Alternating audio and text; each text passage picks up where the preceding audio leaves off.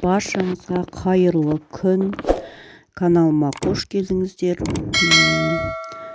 Міне бүгін осындай өте дәмді қытырлақ вафли дайындайтын боламыз. Балаларыңызға, балапандарыңызға әзірлеп берсеңіздер болады. Үй жағдайында дастарханға салғанға әзірлесеңіздер де болады. Міне мен 5 жұмыртқамды жарып,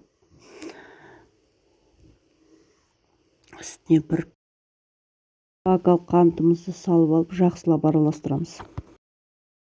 Қант ерігенше жақсылап араластырамыз.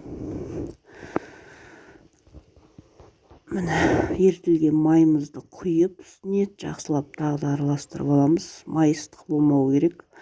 Әйтпесе жұмыртқа күйіп кетеді, пісіп кетеді. Міне бір қасық ас содамызды салып алдық.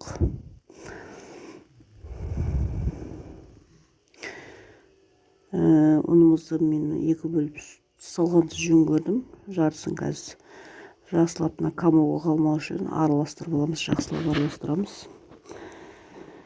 Жақсылап араластырып, қазір 2-ші бөлігін саламын. Міне 2-ші бөлігін саламыз. Өстіп жақсылап комау қалмау керек. Жақсылап араластырып аламын.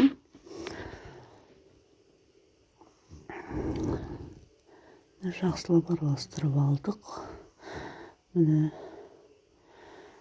енді осыны қазір вафельницада пісіретін боламыз. Міне осындай қоюлықта. Көрінбей жатыр. Міне қасықпен көрсетейін. Міне вафельницаға осылай құйып пісіре береміз. Қасықпен құямыз. Бір қасықтай.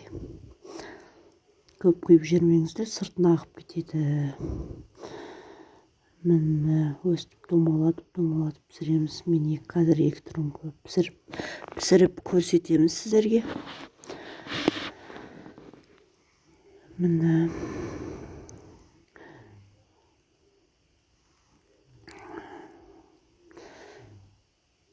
бір 2-3 минут уақыт кетеді. Тез піседі негізі. Мен тез пісіріп, міне осындай домалатып бұрышта пісірсеңіздер болады. Дастарханға қойғанға әлі сәнді болып көрінеді.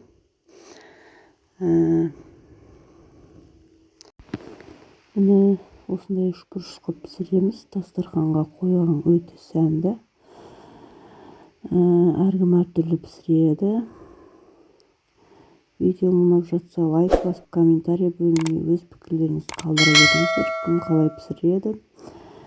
Міне сау болыңыздар. Сіздермен болған ұл болсын. Сау болыңыздар.